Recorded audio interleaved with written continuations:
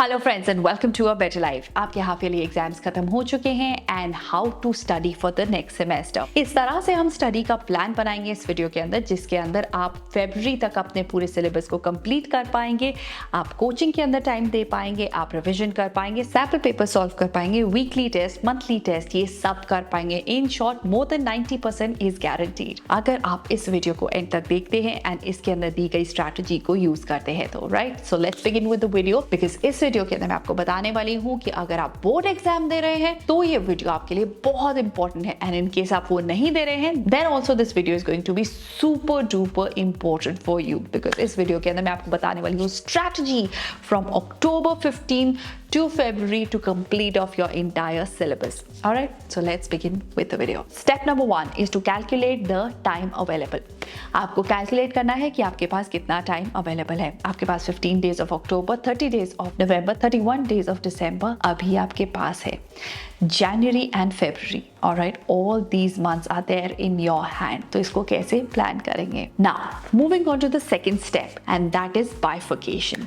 Now, bifurcation आपको क्या करना है? आपको डिवाइड करने हैं अपने subject in these two categories, easy और डिफिकल्ट। आपको जो सब्जेक्ट इजी लगता है उसे आप इजी कैटेगरी में डाल देंगे, जो सब्जेक्ट आपको डिफिकल्ट लगता है उसे आप डिफिकल्ट कैटेगरी में डाल देंगे। नाउ हो सकता है किसी को मैथ्स इजी लगता है, हो सकता है किसी को मैथ्स डिफिकल्ट लगता है, डिपेंडिंग ऑन योर अंडरस्टैंडिंग आप इसको डिवाइड कर देंगे। Now moving on to the third step, and that is the strategy to handle the difficult subject and the easy subject. So difficult subject के अंदर आप सबसे पहले पिक करेंगे easy chapters या easy topics को।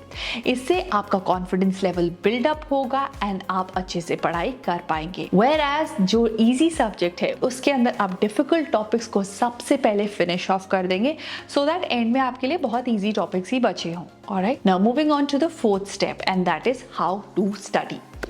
आपके पास एक टेक्स्ट है, टेक्स्ट को सबसे पहले आप रीड करेंगे। रीड करने के बाद सेकंड स्टेप है टू मेक द नोट्स।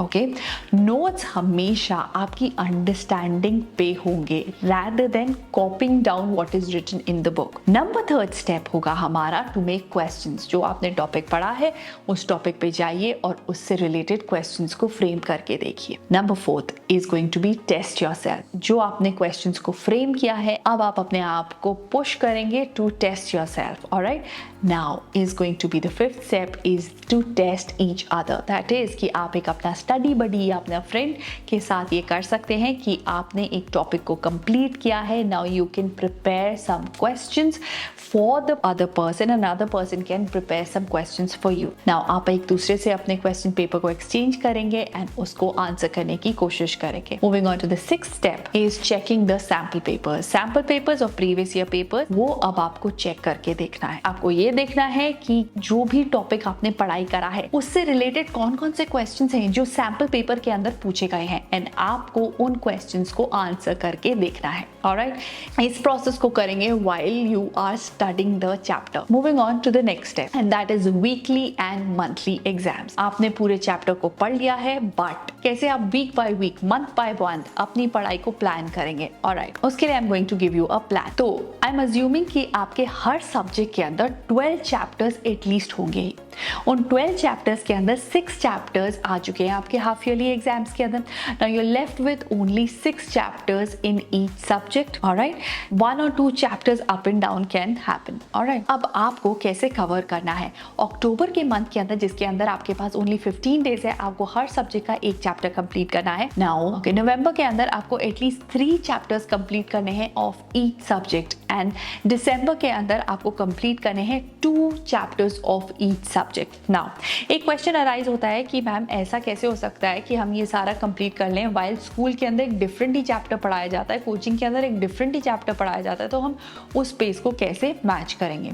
तो अगर आप कोचिंग पे जाते हैं या नहीं जाते हैं, अगर जाते हैं तो आप उनके साथ इस तरह से कोऑर्डिनेट कर सकते हैं कि जो आपका प्लान है जिसके अंदर आप दिसंबर तक अपने सिलेबस को कंप्लीट करना चाहते हैं, just share with them and also try कि वो आपकी पेस के हिसाब से चले so that you can finish it of. Now the question arises कि वीक के अंदर हम कैसे पढ़ाई करें या पर डे हम कैसे पढ़ाई करें। उसके लिए I have made another video, you can go and check out the video, जिसके अंदर है कि आपका daily, weekly and monthly planner कैसा लगना चाहिए। और आप वहां से क्यूज लेकर और अपना प्लानर खुद बना सकते हैं, अपना टाइम टेबल डिजाइन कर सकते हैं। Now once this is done, another most important step जो आता है दैट इज टेस्टिंग योरसेल्फ। तो आपको एवरी वीक अपना टेस्ट करना है one subject. Alright, so for example Monday to Saturday जो आपने पढ़ाई करा है उसको आप संडे को एक टेस्ट पेपर प्रिपेयर करेंगे एंड उसको आंसर करके देखेंगे। Now every week you will do the same.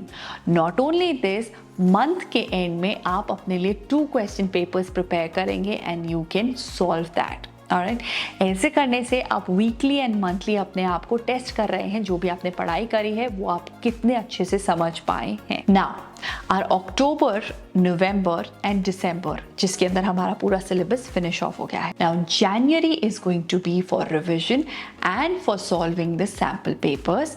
And अगर आपका पुराना हाफ ईयरली का भी कुछ आ रहा है मेन एग्जाम के अंदर, तो उसकी भी पढ़ाई आप करेंगे जनवरी के अंदर। फरवरी के अंदर अगेन आप रिविजन को कंटिन्यू रखेंगे। आप इस टाइम पे मिस्टेक बुकलेट को एनालाइज करेंगे एंड ऑल्सो इस टाइम पे आप एनालाइज करेंगे अपने प्रीवियस पेपर जो आपने लिखे हैं कि उसके अंदर आपने क्या क्या गलती करी है। Alright, with all these items in check आप बहुत इजीली स्कोर कर सकते हैं मोर देन 90%। ऑलराइट, आप अप्लाई करके देखिए स्ट्रैटेजी को, इसके हिसाब से प्लान करके देखिए अपनी पूरी पढ़ाई को इस तरह से and let me know if this strategy works for you.